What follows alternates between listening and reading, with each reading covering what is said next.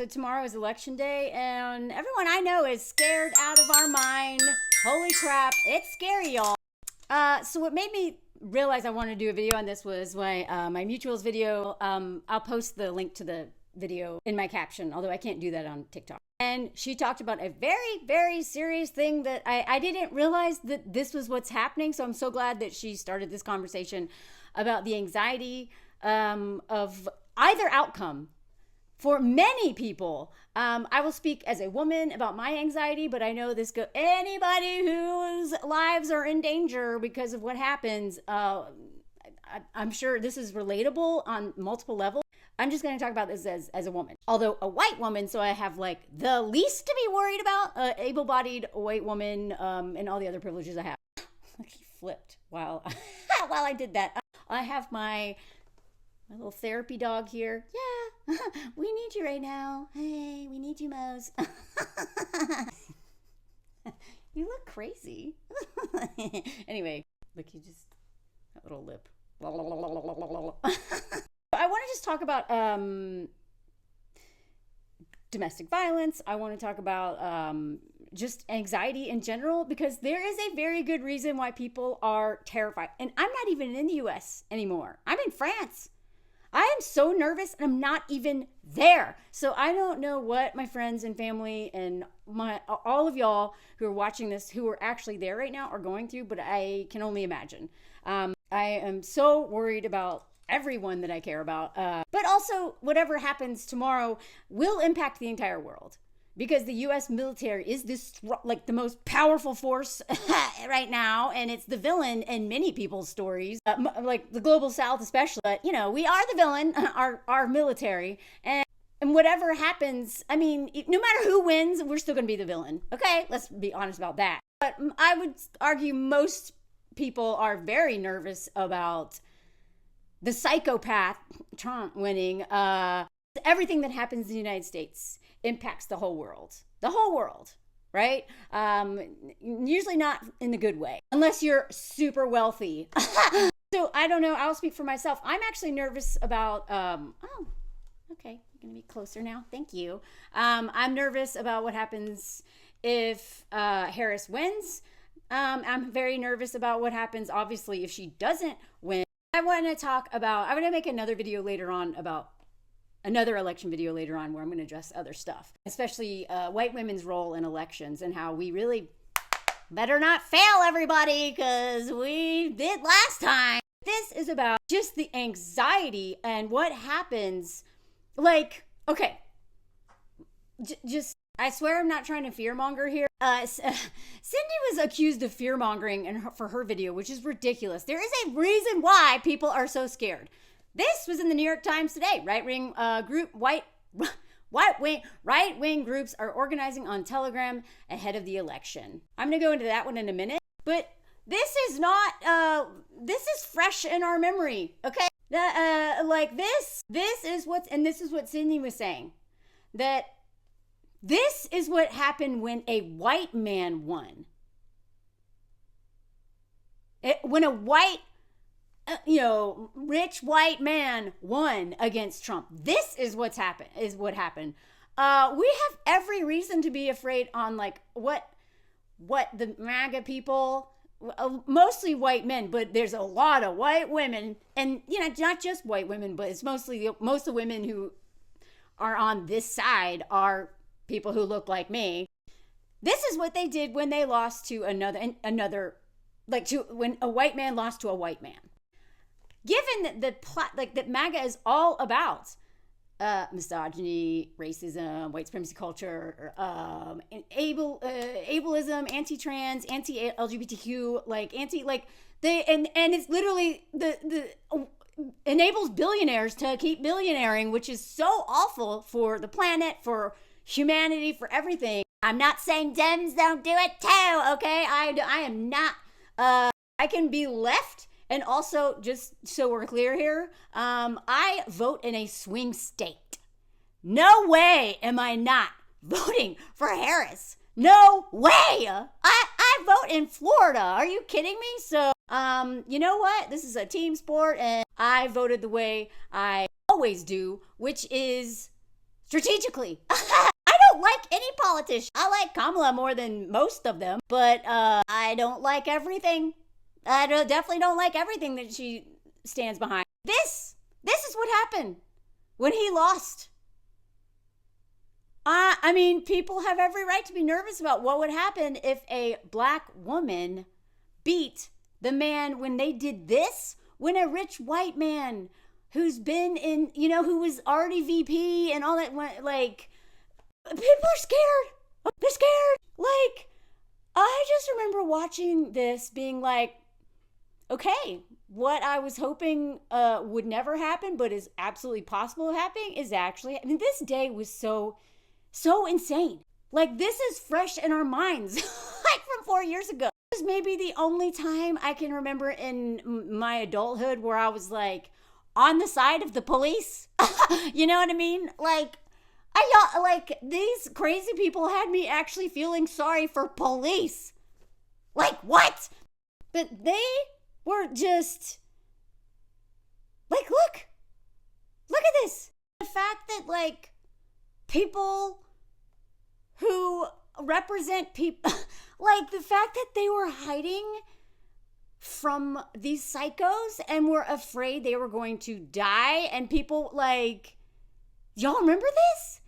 And then, like, and of course, like, not much happened to most of them, and they just let all of them walk away, which, of course, if they were not white, that would not have been the case. This guy gives me nightmares still. This freaking guy, and all of the people like him. These are like men who are on dating sites and who, like,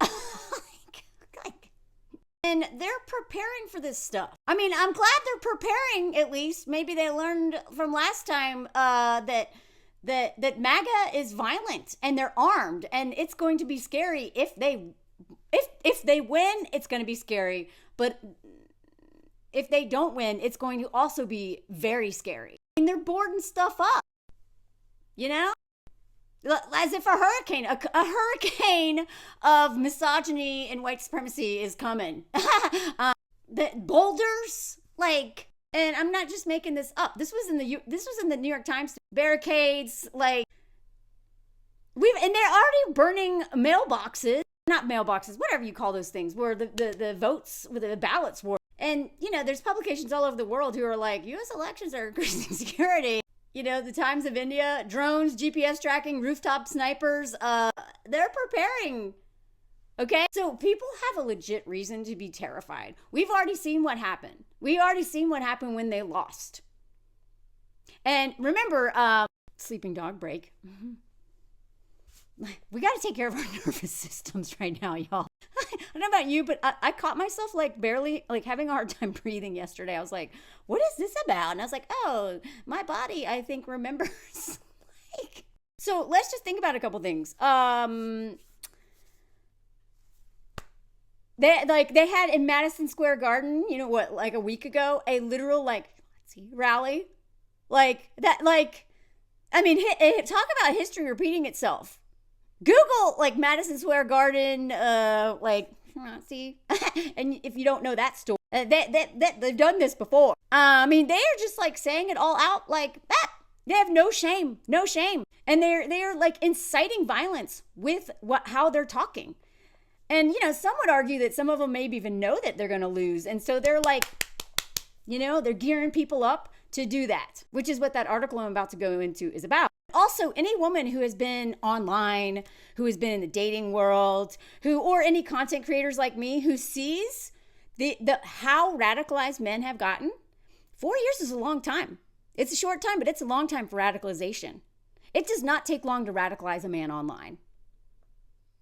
And the algorithms and the lack of oversight, the way that my content is suppressed, or I'm called bullying for talking about rape and other things, while then they have men who have podcasts literally saying, like the Tates podcast bros saying, like, I don't want to go into it right. You know exactly what they're saying. They hate me. And so all their bros and also pick-me's who listen to them troll me and my mutuals all the time. So we also feel firsthand. I haven't been on the dating sites in a long time, but I deal with men online on a regular basis, and they're scary. From what I hear from some of my followers who comment about this, and just friends of mine and mutuals of mine who have been online. It's terrifying on the app because so many of these men are saying the talking points, the dog whistles of misogyny.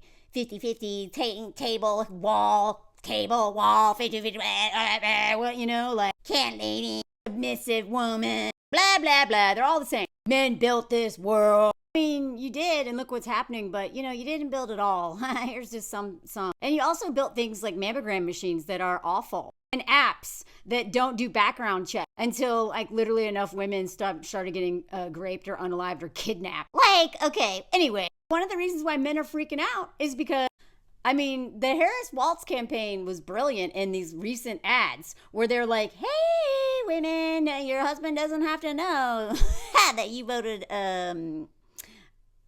against him. Not only did they make an ad for women, they made one for men. I mean, this was pretty brilliant. They're like, yeah, they're all broing it up. And then, you know, went in there and be like, yeah. And then they get there and they're like, look at their phone of their family. And they think of all of the women, at least in their lives, who would be impacted. But it is way beyond women. I mean, that's just one of the issues, right? And they're, you know, like, yeah, like that bro code, like, I got you, bro. And then they vote for Harris. You know what I mean? They're like, be a man. You know, like, don't be a follower of all these other bros. It was brilliant. It was a brilliant campaign.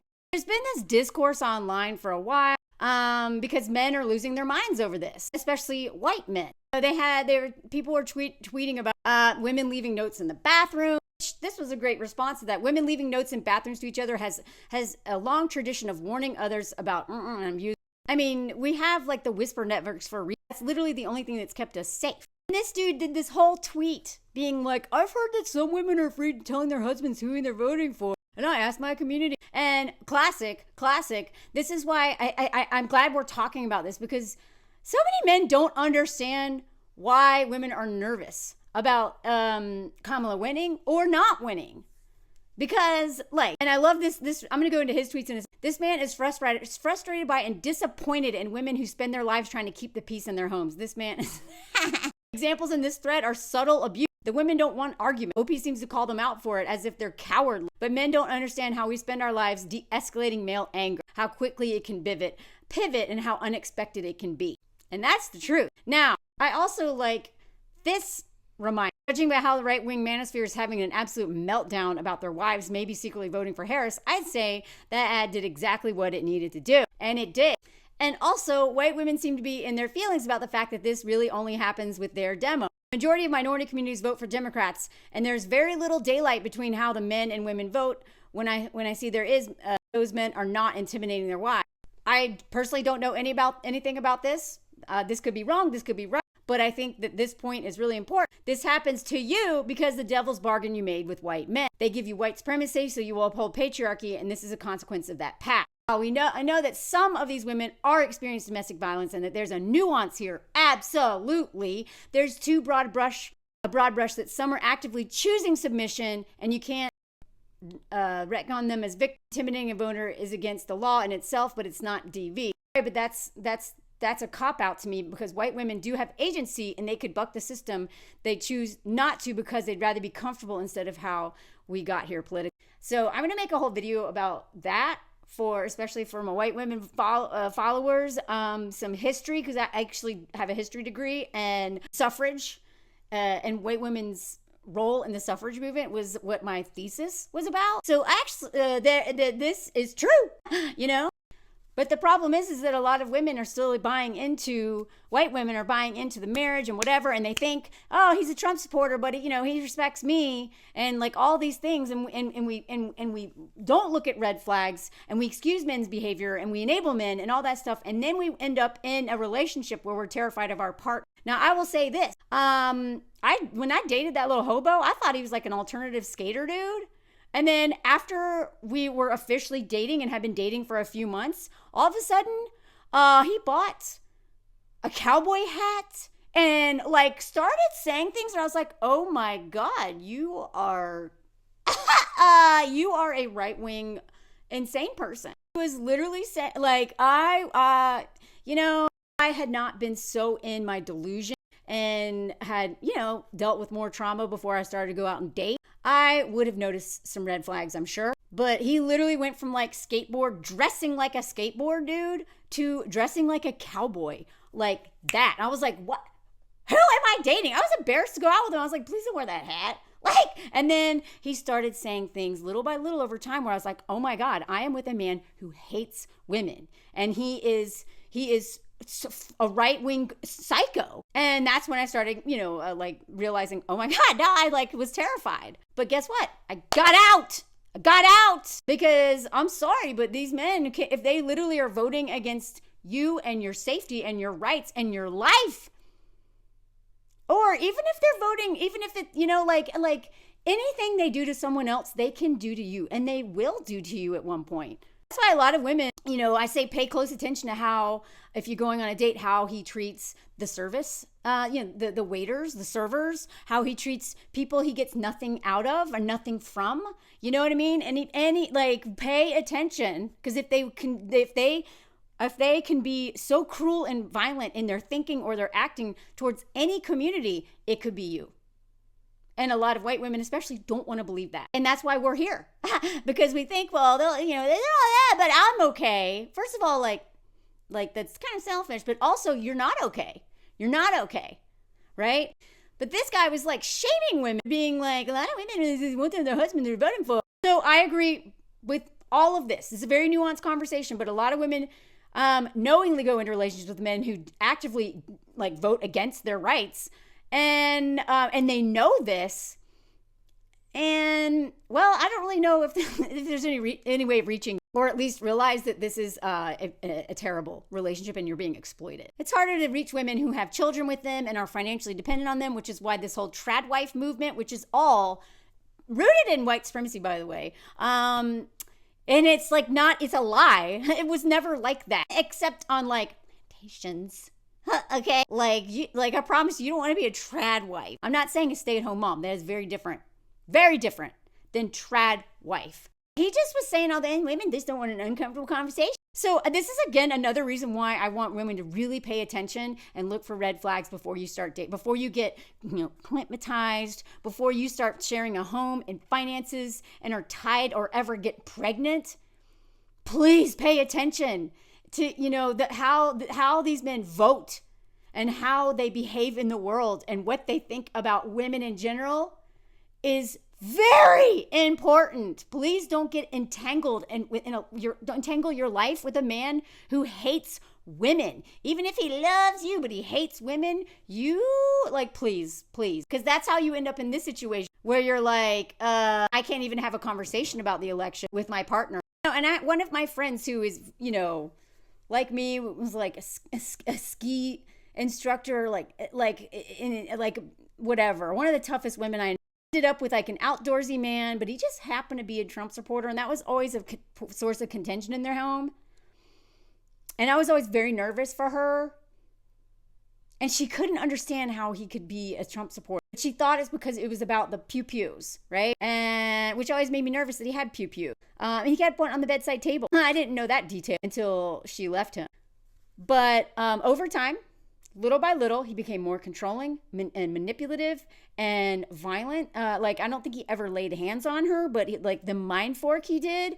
And the threat of violence with all those this man ended up being exactly like the guys who took on the Capitol, the January 6th bros. But he was, fisher, outdoors guy, loves dogs, was like progressive in his daily life. He just voted for Trump.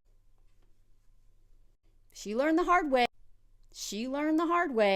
I can never trust any man who would vote for a rapist and a white supremacist and an ableist. I mean, remember that speech where he was God! Again, I'm not saying that Democrats aren't also doing this too. I'm just saying this man, like one of the scariest people who's ever run. And his little VP, Vance, his old mommy issues. Meemaw tried to burn Papa in the couch, burn him alive. And he's all like, family value, y'all are cat lady. That man is just as dangerous. And Trump probably will die tomorrow, and that man's going to take over. Anyway, the point being is that there's a lot of women who are maybe waking up to realizing they are married to a man who hates women and even hates them. And it takes a long time to get out of those relationships. It takes a long time to wake up to it, because denial is part of the thing that keeps you in it. We gaslight ourselves. And then once we're like, oh my God, how do I get out of this? So anyway, there are a lot of women, and Cindy was making the parallel between football teams, how unhinged men are when their football team wins. And that is like not that many consequences. That's for men who are betting, which, you know, I've talked about. That's actually a very big issue. A lot of these men have gambling addictions, but I'll do another video about that because that is a big thing. But a lot of men, whether it is, American football or, football or soccer as we call it. Ask any woman who's been in a house with a man whose team is losing. God, talk about weaponizing their moods to control the whole room. It's not that they can't regulate their emotions, they just won't. They know how to regulate their emotions at work, around, in public. But women who've seen men, especially watch sports and lose, one stupid game and see what these men turn into, imagine how afraid they are, realizing like, oh man, right? So I'm very nervous for a lot of people, women and femmes, especially if they're in relationships or in households. You don't even, like, your dad, your brother, grandpa. Look, he's joined us. Look at you, sweet baby. So before tomorrow, I hope anybody who is in a household with a man that you maybe think, might become a little unhinged if he doesn't get what he wants, or if he does, because a lot of these men become emboldened. I mean, we saw what happened in 2016 after he won. Oh, wow, now all these men have no shame doing this because the big guy's doing it, daddy's doing it on the public stage. We know that misogyny and femicide and like just outright misogyny and racism with like the things that people were doing in public, they became less fearful because that man and a lot of them have been normalizing, which is why January 6th was not that surprising given what we know about his cult followers. So what the New York Times is reporting, right-wing groups which use Telegram, to organize real world action, urging followers to watch the polls and stand up for their rights in a harbinger of potential chaos. Yeah. The New York Times is saying this, and they actually, so, okay, let's get into it. So, we all saw what, like, QAnon did to people. We saw what the, like, anti-mask movement did to people. I actually lost a family, not lost, but, like, who got a little bit radicalized by QAnon, and has come back around, but it was scary. Look at this. Groups backing former recently sent messages to organize poll watchers to be ready to dispute votes in Democratic areas. Now, Democratic areas, what does those tend to usually be? Black, Indigenous, other people of color. They tend to be in cities. They and these, and a lot of these, like, they just, like, got their big old bazookas, Like, these people are terrifying because they're not only unhinged and misogynistic and racist and all of the terrible things, but they also are armed. We saw it. Others are spreading conspiracy theories. We're so worried about a miscarriage of justice, which is always such a funny way of stating it. Given that, like, women can't even have a miscarriage without being afraid of dying. Anybody with a uterus. Sorry, I don't mean to be exclusive. Saying stuff like this. The day is fast approaching when fence sitting will no longer be possible. Look at this crap. Oh my God. And it's like, this is like, how they say all the time that, like, white people, we want so badly to be, like, oppressed, and like see ourselves as a victim. Like this, look at this. You will either stand with the resistance, or take a knee and willingly accept the yoke of tyranny and oppression. God! So they were all posted on Telegram, the lightly moderated social media platform with nearly 1 billion users. 1 billion!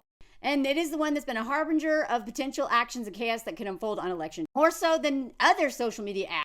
Telegram is a prime organization tool for extremists who have a tendency to turn digital coordination into real-world action. The New York Times analyzed more than 1 million messages across nearly 50 Telegram channels, 500,000 members.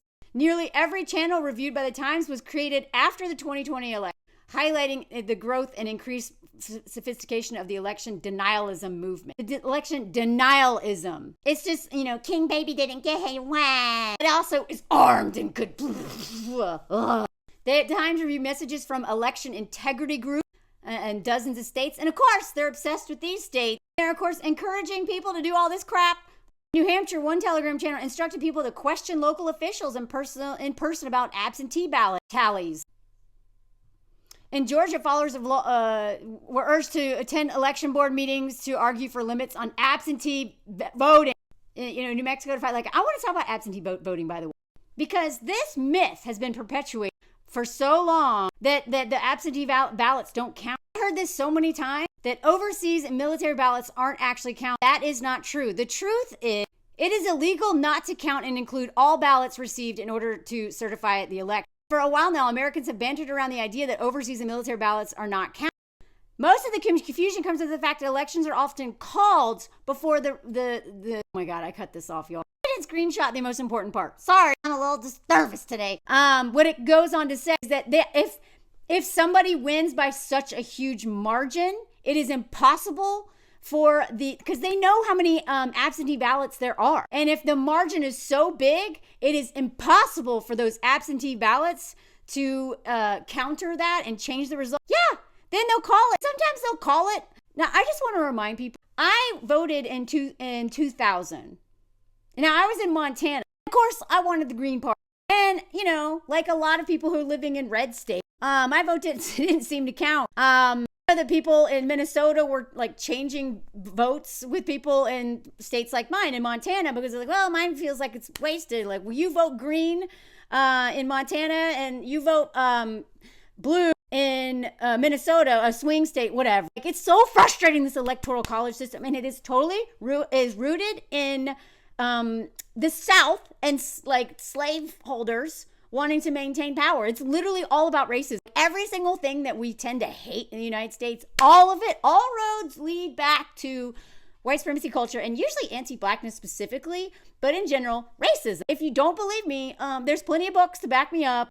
Healthcare, the tipping industry, all of it. It's historical fact. Anybody out there who follows me who doesn't think your ballot will be counted because you're over it's not true. Mine has not only, I faxed mine and online, it has been counted. Mine's counted before people in Florida who are going to vote tomorrow in person. So a lot of people overseas can email their ballots or fax. You should be able to do that anywhere. I hate that you can't do that if you live in the United States in a lot of places. There's a reason why they don't want absentee ballots counted. What do you think that is? What's in those ballots? Why would right-wing people not want those ballots counted? All the more reason to vote. Just a reminder, I've shared this in multiple places, but if you need help, go here. Votefromabroad.org. They will literally help you figure out how to get that thing. It may be too late for some people, but maybe not for everybody. You can literally Zoom. They will literally hold your hand if you need it.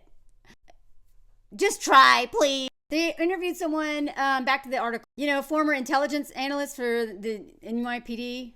NYPD is, anyway, said that Telegram should not be dismissed as the musing of a fringe minority, but rather seen as a warning about what could happen on election day and beyond.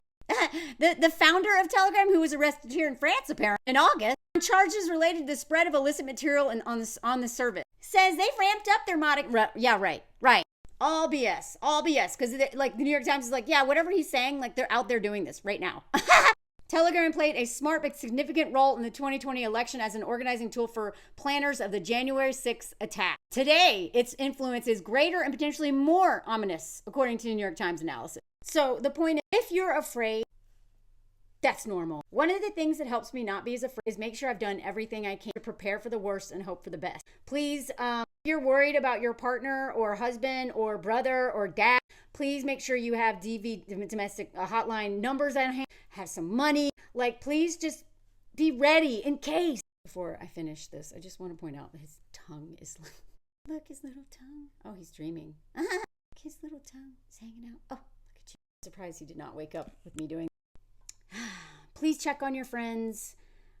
I don't know, just please, I'm always less nervous about like impending doom if I'm prepared. And the worst thing that can happen is, whatever, we never know what the worst that could happen. But Jane Fonda actually said this in an interview once. She says that one of the things that helps her not feel depressed and feeling helpless and hopeless is action. So, I think that applies to a lot of things, but I truly have always lived by prepare for the worst and hope for the best. And also, like, if you're worried about someone who has not prepared for the worst and hope for the best, maybe just check in on, make sure they're doing okay. I hope there's nothing to be worried about, but we have every reason to be worried. And I think we can admit that. We can talk about it. I think it'd be crazy if we weren't talking about it, because either outcome, tomorrow or maybe Wednesday, I kind of don't know if we'll even know by tomorrow. Either outcome is scary. One outcome, I'm way more terrified. Because I don't think punishing the Democrats is worth taking that risk, putting this man in power, given everything he's already done because of those 4 years he was in power. We're really feeling that. Anyway, I'm not trying to shame anybody. You do you, and it really depends on what state you're in, honestly. But please. I don't know. and please take care of yourself and your nervous system, and maybe just, I'm going to my drum club tonight to beat my anxiety out and talk to people and just be around people, because doom scrolling right now is like really not helping me. It's not. But whatever is best for you. I don't know. Drop in the comments what you might be doing on election day. Because it's not just people in the U.S. The whole world is like, some of my friends here who are, French are just like, they're like, we're really so nervous. Like, I imagine you're really nervous. I'm like, I'm nervous. I imagine my friends in the United States are very nervous. It's a very intense week. Anyway, I don't know. Thanks for listening. Let me know if you heard the comment song, and please follow my Patreon if you can, but don't join on the Apple app. Join on the website if you do, because they're doing some weird extra fee if you join on the app itself. Not if you use the app, but if you join there. Anyway, I have a live coming. It's on my page, the top 2 tiers on Patreon, with Rose Hackman, the journalist. She has a phenomenal career, and the author of this life-changing book. Amazing. And she talks about feminism, classism, racism, and all these systems, and also how emotional labor plays into that. She is brilliant. Next Wednesday, the 13th at 2 p.m. Eastern time. Anyway, et voila. Let me know if you heard the comments, and take care of yourself. Welcome to the comment song, Therapy Dog Edition, the comment song. If you're new here, the comment song is where I show random stuff just because. Welcome to the comment song, petting the dog for Therapy Edition. Welcome to the comment song, wear that diva hat. Sorry. He hates that. Anyway, I hope you're taking care of your nervous system. This song doesn't even make any sense, but that's pretty typical of me, the comment song. I need to, think these out before I start. Push record, the comment song. Tap, tap, tap your comments. Look at his little tooth hanging out right there. The comment song, and tap out some advice for everybody nervous and scared and all that stuff. Oh, look at him doing some shade right there. The comment song, the comment song, the comment song. Feel free to add some resources. The comment song, the comment song, the comment song. I hope you're taking care of yourself, and thanks for listening. Did you hear this? The comment song is ending now. Take care of yourself. Take care of yourself.